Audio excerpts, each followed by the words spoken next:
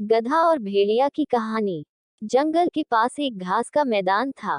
एक मोटा ताजा गधा रोज वहां हरी घास चरने आया करता था। एक दिन वह बड़े मजे से घास के मैदान में चर रहा था। तभी जंगल से एक भेड़िया वहां आ गया। वह शिकार की तलाश में निकला था। उसे बड़े जोरों की भूख लगी थी। गधे को देख वह बड़ा खुश हुआ और सोचने लगा, इस गधे का शिकार कर कई दिनों के भोजन का बंदोबस्त हो जाएगा। वह अफसर की ताक में एक पेड़ के पीछे छिप गया और गधे पर नजर रखने लगा। घास चरते गधे ने उसे देख लिया था और वह समझ गया था कि भेड़िया उसे मारने की फिराक में है।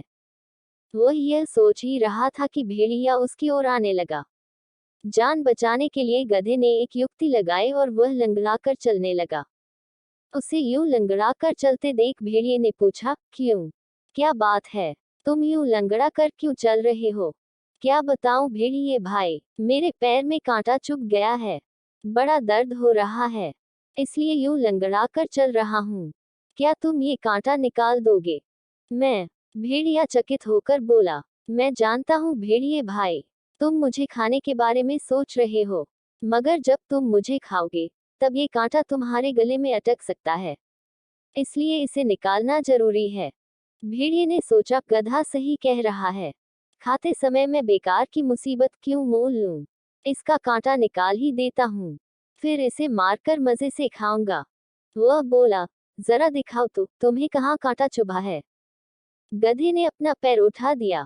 भेड़िया उसके पैर के पास गया और कांटे को ढूंढने लगा। जब गधे ने देखा कि भेड़िए का ध्यान पूरी तरह से उसके पैर पर है, तो उसने एक जोरदार दुलत्ती उसको मार दी। भेड़िया दूर फिनका गया। उसका सिर चकरा गया था। उसे दिन में तारे नजर आ गए। जब वह संभला और उठा, तो देखा कि गधा उसकी पहुंच से बहुत दूर भाग चुका है। इस तरह अपनी सूझबूझ से गधे ने अपनी जान बचाई। भेड़िया सोचने लगा, जो काम मेरा नहीं बल्कि वैद्य का था, अर्थात कांटा निकालने का काम, उसे करने के चक्कर में मैंने दुलत्ती भी खाए और अपने शिकार से हाथ धो बैठा। आइंदा से उस काम में कभी हाथ नहीं डालूंगा जो मुझे नहीं आता। सीख। विपत्ति के समय सूझबूझ से काम लें। जो काम अपना नहीं है, उसमें जबरदस्ती दखल न दें, अन्यथा लेने के देने पड़ जाएंगे। अगर यह कहानी आपको पसंद आई हो तो प्लीज़ मेरे चैनल को लाइक, सब्सक्राइब और शेयर करें। धन्यवाद।